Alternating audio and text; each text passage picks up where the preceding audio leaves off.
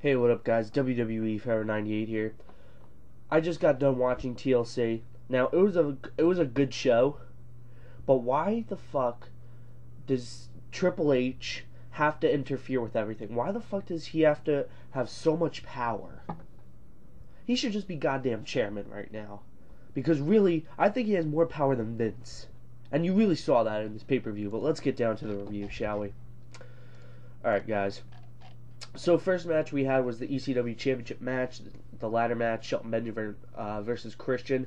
Like I said, I was pretty surprised that this came first. I thought it should have been like second or third on the card, but it didn't. 5 minutes into the match, Christian gets busted wide open, and a doctor immediately tends to him. The crowd was booing the hell out of the doctor, and it was pretty funny and chanting, "We want blood," from because Christian had the ladder in hand, and then Shelton from the outside tripped him, and then the ladder hit him in the face while he went to the mat. It was brutal. There was a lot of awesome spots throughout the match, but the best was the ending when Shelton was laid out on a ladder that was placed on the ring and the announce table, so it was flat in the air. Christian went up to the top rope and did a splash onto Benjamin, sending both through the ladder, broke the ladder in two. Christian went back into the ring, climbed up another ladder, and retained the ECW Championship. Very good match, got the right amount of time, which I liked, but I thought it would have had some better spots, a lot more spots. 3 3/4 stars, and a lot of people will probably give it higher than that, but I just could not give this match a 4 stars. Then we have the Intercontinental Championship match, John Morrison versus one of Triple H's boys, Drew McIntyre. I would have liked this match to be the opener instead of Shelton Benjamin versus Christian, but that's just me. All in all, it was a very, very good match, excellent match. Nice reversals and high-flying moves throughout, especially with John Morrison. Close call came when Morrison hit Starship Pain, but the old foot under the rope rule came into play, which, by the way, I've never heard of that rule since this year. I never even knew that was a rule. But anyway, when the ref wasn't looking, McIntyre poked Morrison in the eye and hit the Scott Drop, I guess that's the name of it now, which is the double arm underhook DDT to win the Intercontinental Championship. I like this match, very solid. 3.5 stars. Then, a great way to kill the spirit of the pay-per-view was to put on the Women's Championship match, Mickie James versus Michelle McCool. Now, this actually wasn't that bad of a match until the ending. Michelle won with a kick. That's right, people, a kick. It was a direct kick to the head, nothing special at all, a kick to the head. Piss poor ending, but it was an average Divas match. I'm giving that match 1.5 stars. Then we had the controversial WWE Championship match, which I have a lot of opinions on. The tables match, Sheamus versus John Cena. This was actually a very good match, very impressive. I was very impressed by Sheamus. Battled throughout the arena, had some awesome wrestling in it. At the end, Cena was going for a superplex on the top rope. Sheamus was seated on the top rope, but Sheamus pushed Cena off the top rope and wins the WWE Championship to become the new WWE Champion. I have a huge problem with this, and I was getting a lot of heat in the Blog TV chat room.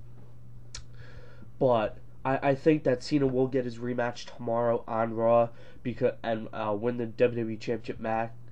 Because if he doesn't, I have a huge problem with this. I'm going to make a very, very long rant on Triple H and how he ruined this pay-per-view for me sometime this week if Sheamus doesn't lose the WWE Championship tomorrow. But also, Sheamus is the first WCW alumni to win the WWE title, so that's a little trivia for you guys. Besides the fact that Sheamus won, this match was very good and exceeded my expectations. It's getting 3 3/4 star from it. And then we have the World Heavyweight Championship match, the chairs match, Batista versus Undertaker. And I don't know why you would book the 2 main event title matches in a row. I mean, it would have made sense to have Kofi Orton in front of this match, but I don't know.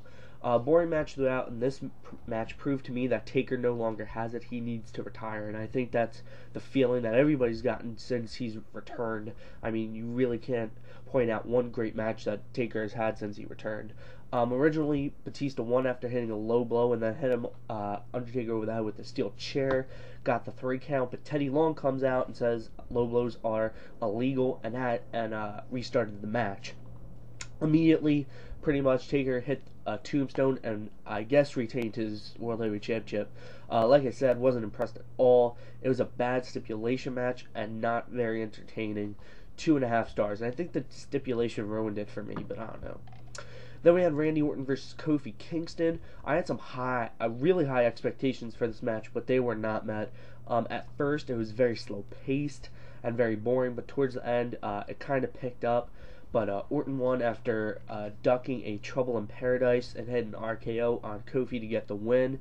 Like I said, I was disappointed in this match. No big spots or anything like that. It's only getting 3 stars from me. Then we had the main event, which I hated. I did not like that this was the main event. Unified Tag Team Titles match, TLC match, DX versus Jerishow, and it was kind of obvious that DX would win, but anyway. Same thing with Orton Kofi match. I mean, very slow pace to begin with, but it started picking up at towards the end of the match. DX won after they cleared the ring, and Triple H held up half of a ladder because it was broken when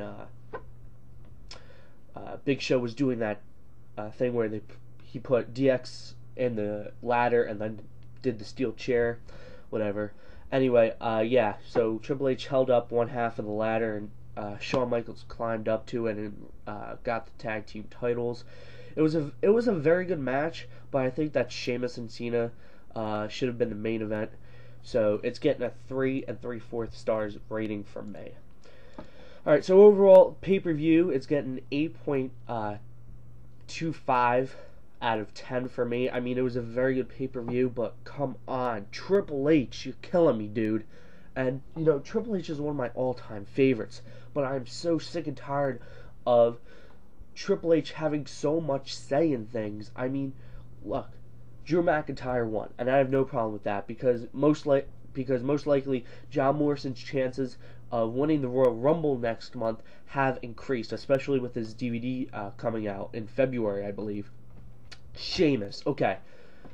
It was one thing to pick him to face John Cena for the WWE Championship, but it's another one to put the title on him. Alright? The guy hasn't even been in WWE for a year. He comes over from ECW. 6 weeks later, he's WWE champion. He beat Jobbers, and then he beats John Cena. You know, how does a guy who gets manhandled, well, I wouldn't say manhandled, but got owned by Mark Cuban by getting pushed down, beat John Cena? And I'm sorry that, you know, you John Cena haters are probably going to be like, fuck you, John Cena, Mark. No, this is a wrestling fan's opinion. How the hell does Sheamus walk in and beat John Cena? That makes no sense. Then we had DX.